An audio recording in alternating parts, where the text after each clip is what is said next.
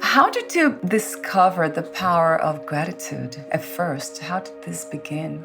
Well, it was a crazy story. It's a kind of a funny story. I always read the editorial column in the newspaper, and I came across, it was Thanksgiving of 2010, and I saw an article by a woman. She had written in, and she talked about how her daughter had given her this blank notebook and said, write 3 to 5 things you're grateful for every day. I didn't know what it was going to do, but I decided to try. And she says she could not believe the difference in her life. She talked about how even in the difficult, like she had broken her foot, she was able to be in nature more and to spend more quiet time, and how it made a difference even in the difficult by practicing this gratitude. And her article was called Gratitude Reveals Great Wealth. And she's talking about this wealth that we all seem to be wanting to get. We think it's material things or whatever. We keep searching, but it's really an inside job. It's about finding that within yourself and giving that away. It's finding that gratitude and sharing that, being grateful for people, letting them know it's a win-win. You give it away and somehow it comes back. It's like it's this beautiful dance of life. Oh, I love the dance part too. I often use the word dance because that's what it feels like life is. You wrote a piece and that was published in the book, Finding Unshakable Happiness. So talk to me for a moment about the main intention of writing that piece and how the collaboration went, because I love collaboration work, community work. The way it worked is there's been so many of us that have taken the certificate in positive psychology, and it has changed so many lives. It's a year-long program. We did immersions and we got little groups, our accountability groups and things like that. And through these groups, so many people grew and so many people changed their lives. So they asked for who would like to write a chapter about how positive psychology, which is the study of what makes people happy, would you like to write a chapter about it? All right, I'll do it because I really believe in this work.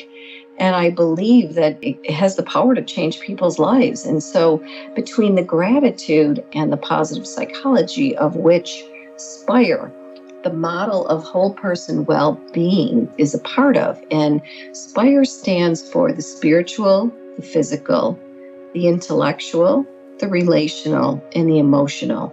All the pieces of a whole person well-being. And what we use that model for is to, I know for myself, if I'm having an off day or an off week, or I feel something isn't right, or my New Year's resolutions even, I go through every piece of those, such as the spiritual is leading a meaningful life and savoring the present. I'll look at myself and I say, am I being present? Am I practicing? Like, I believe gratitude, one of the biggest gifts is to be present. That's what it does.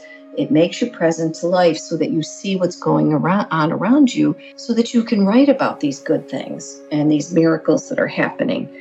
You know, I look at the spiritual side, then I look at the physical side, which is caring for the body and tapping into the mind-body connection, how the mind starts going. And by coming back even into our own bodies and using our senses, we're able to kind of balance the two. It doesn't mean we get rid of one or the other, but kind of living in balance. Yoga is another big piece of the mind-body connection. Being in nature, again, nature fills almost every single one of these. But the physical, we'll talk about going for a walk, dance, jog, eating healthy, making sure you rest when you need to. It's really taking care of the self, the physical. Then it goes on to the intellectual, which is engaging in deep learning and opening to experience. So it's like following your curiosity and being curious about the world, noticing something new. Like I always talk about finding the extraordinary in the ordinary. There's so much to see, but we don't see it. So the relational is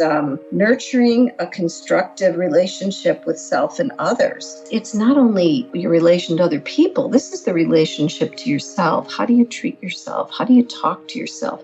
Having that self-compassion, love for yourself. Yeah, and then the emotional side is feeling all emotions. And this is a huge one, because I think people think of positive psychology or gratitude as, oh, we're supposed to be happy, happy, happy, and we're all running around and everybody's excited.